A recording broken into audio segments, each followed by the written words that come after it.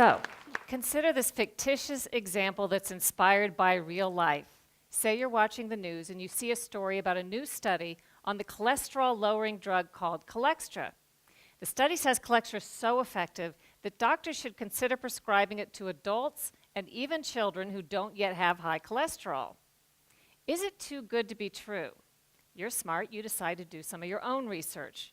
You do a Google search, you consult social media, Facebook and Twitter, you look at Wikipedia, WebMD, a nonprofit website, and you read the original study in a peer-reviewed published medical journal. It all confirms how effective Cholextra is. You do run across a few negative comments and a potential link to cancer, but you dismiss that because medical experts call the cancer link a myth and say that those who think there is a link there are quacks and cranks and nuts. Finally, you learned that your own doctor recently attended a medical seminar. The lecture that he attended confirmed how effective Cholextra is, so he sends you off with some free samples and a prescription. You've really done your homework. But what if all isn't as it seems? What if the reality you found was false? A carefully constructed narrative by unseen special interests designed to manipulate your opinion. A Truman Show-esque alternate reality all around you. Complacency in the news media combined with incredibly powerful propaganda and publicity forces mean we sometimes get little of the truth. Special interests have unlimited time and money to figure out new ways to spin us while cloaking their role. Surreptitious astroturf methods are now more important to these interests than traditional lobbying of Congress. There's an entire industry built around it in Washington. What is astroturf? It's a perversion of grassroots, as in fake grassroots. AstroTurf is when political, corporate, or other special interests disguise themselves and publish blogs, start Facebook and Twitter accounts, publish ads, letters to the editor, or simply post comments online to try to fool you into thinking an independent or grassroots movement is speaking. The whole point of AstroTurf is to try to give the impression there's widespread support for or against an agenda when there's not. AstroTurf seeks to manipulate you into changing your opinion by making you feel as if you're an outlier when you're not. One example is the Washington Redskins name. Without taking a position on the controversy, if you simply were looking at news media coverage over the course of the past year or looking at social media, you'd probably have to conclude that most Americans find that name offensive and think it ought to be changed. But what if I told you 71% of Americans say the name should not be changed? That's more than 2/3. AstroTurfers seek to controversialize those who disagree with them. They attack news organizations that publish stories they don't like, whistleblowers who tell the truth, politicians who dare to ask the tough questions, and journalists who have the audacity to report on all of it. Sometimes AstroTurfers simply shove intentionally so much confusing and conflicting information into the mix that you're left to throw up your hands and disregard all of it, including the truth. Drown out a link between a medicine and a harmful side effect, say vaccines and autism, by throwing a bunch of conflicting paid-for studies, surveys, and experts into the mix, confusing the truth beyond recognition. And then there's Wikipedia. AstroTurf's dream come true. Billed as the free encyclopedia that anyone can edit, the reality can't be more different. Anonymous Wikipedia editors control and co-opt pages on behalf of special interests. They forbid and reverse edits that go against their agenda. They skew and delete information in blatant violation of Wikipedia's own established policies with impunity, always superior to the poor schlubs who actually believe anyone can edit Wikipedia, only to discover they're barred from correcting even the simplest factual inaccuracies.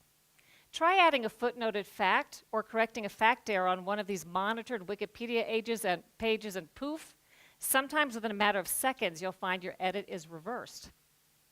In 2012, famed author Philip Roth tried to correct a major fact error about the inspiration behind one of his book characters cited on a Wikipedia page. But no matter how hard he tried, Wikipedia's editors wouldn't allow it. They kept reverting the edits back to the false information. When Roth finally reached a person at Wikipedia, which was no easy task, and tried to find out what was going wrong, they told him he simply was not considered a credible source on himself. A few weeks later, there was a huge scandal when Wikipedia officials got caught offering a PR service that skewed and edited information on behalf of paid, publicity-seeking clients in utter opposition to Wikipedia's supposed policies. All of this may be why, when a medical study looked at medical conditions described on Wikipedia pages and compared it to actual peer-reviewed published research, Wikipedia contradicted medical research 90% of the time. You may never fully trust what you read on Wikipedia again, nor should you. Let's now go back to that fictitious Colextra example and all the research you did.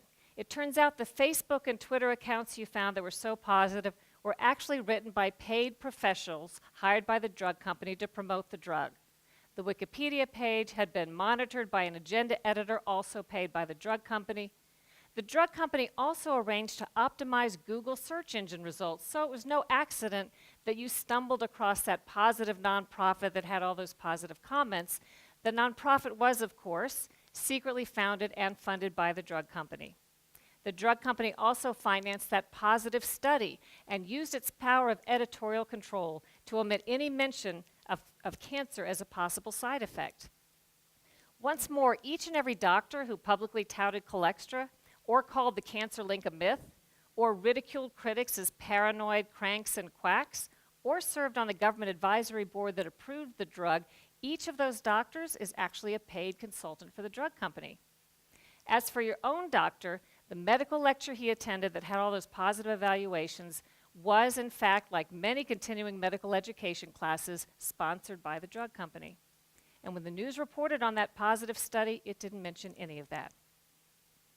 I have tons of personal examples from real life. A couple of years ago, CBS News asked me to look into a story about a study coming out from the nonprofit National Sleep Foundation. Supposedly, this press release coming out said, the study concluded we're a nation with an epidemic of sleeplessness and we don't even know it, and we should all go ask our doctors about it. A couple of things struck me about that. First, I recognized the phrase, ask your doctor, as a catchphrase promoted by the pharmaceutical industry. They know that if they can get your foot through the door of the doctor's office to mention a malady, you're very likely to be prescribed the latest drug that's marketed. Second, I wondered how serious an epidemic of sleeplessness could really be if we don't even know that we have it. Right? It didn't take long for me to do a little research and discover that the National Sleep Foundation nonprofit and the study, which was actually a survey, not a study, were sponsored in part by a new drug that was about to be launched onto the market called Lunesta, a sleeping pill. I reported the study as CBS News asked, but of course I disclosed the sponsorship behind the nonprofit and the survey so that viewers could weigh the information accordingly. All the other news media reported the same survey directly off the press release as written without digging past the superficial.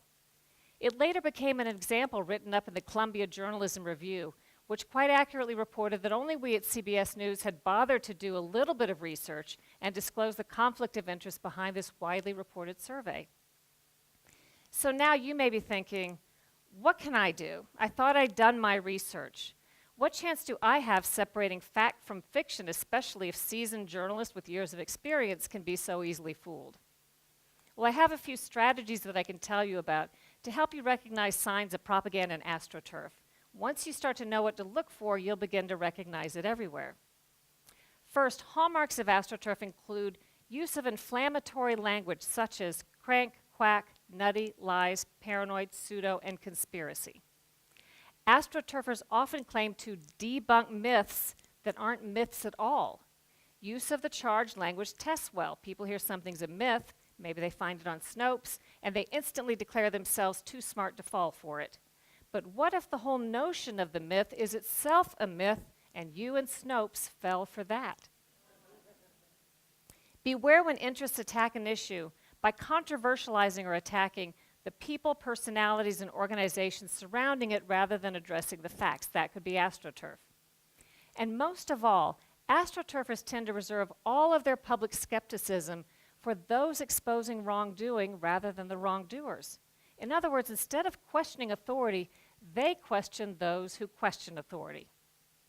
You might start to see things a little more clearly. It's kind of like taking off your glasses and wiping them and putting them back on and realizing for the first time how foggy they'd been all along.